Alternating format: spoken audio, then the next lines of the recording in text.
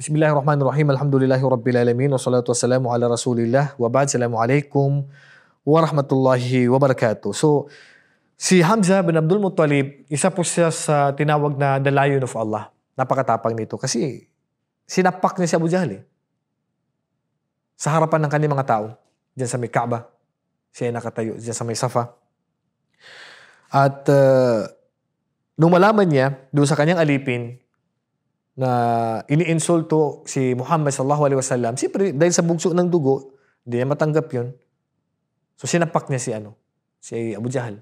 At sinabi niya sa kanila na siya ay nasa kanyang religion na. So kaya nga sabi niya sa kanila na bakit iniinsulto mo, sabi niya, yung pamangkin ko na yan na sumasaksi ako na siya ay nasa katotohanan. Kaya nga sabi ni Hamzah, ma yamna'uni wa qad istabana li dhalika minhu ana ashhadu annahu Rasulullah. Wa anna alladhi yaqulu haqqun fa wallahi la unzi aw la anzi famna'uni in kuntum sadiqin. Faqala Abu Jahl da'u Aba Umarah laqad sababtu ibna akhihi sabban qabiha.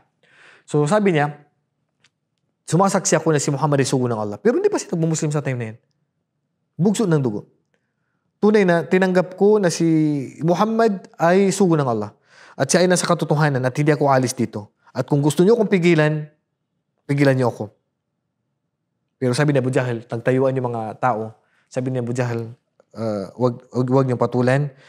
At hayaan niyo na si Abu Amarah, si Hamzah bin al-Muttalib, dahil tunay na ininsulto ko ang kanyang pamangkin. So, subhanallah, nakitaan. Sobrang tapang ni si Abu Jahl, napakatangkad niyan. Katulad din ni Umar na napakatangkad. So, finalo up ng propeta sallallahu alaihi wasallam itong sitwasyon na ito. Inahangad ng propeta na mag-Muslim din itong tito niya. At alhamdulillah, yumakap nga sa Islam itong si Hamzah bin Abdul Muttalib. Pero yun nga, nagpakita sa kanya si Iblis at nagkatawang tao at pinigilan siya sa kanyang pagmumuslim. Sabi niya, bakit iniiwan mo yung dating religion mo, ganito, ganyan? So parang, alam mo yun, alam mo shaitan, hindi talaga titigil hanggat hindi niya mabawi pa iniwala ni Hamzah.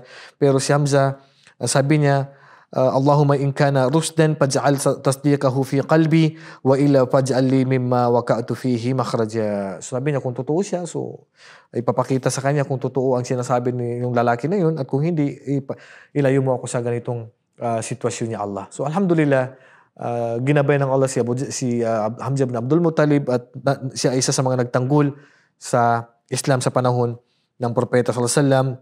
At lumakas yung relihiyong Islam sa time na yan, sa panahon na yumakap si Hamzah. At ngayon ay ang dua ng propeta sallallahu alaihi wasallam, isa sa dua ng propeta sallallahu alaihi wasallam, sabi niya, Allahumma azzal Islam bi ahabbil hadaini rajulaini ilayka bi Abi Jahl aw bi Umar bin Khattab. Sabi niya, ya Allah, itaas mo ang Islam sa pamagitan ng kalugod-lugod na dalawang tao sa iyo na si Abu Jahl at saka si Umar bin Khattab. At sa ibang dua ng propeta sallallahu alaihi wasallam, Allahumma a'izzal Islam bi Umar bin Khattab khassa. Sabi niya, Allah, itaas niyo po ang Islam sa pamagitan ni Umar bin Khattab, special sa kanya. So dinudua ng propeta sallallahu alaihi wasallam na way mag-Muslim itong si Umar kasi isang napakalaking tulong ito sa Islam pag siya ay nag-Muslim.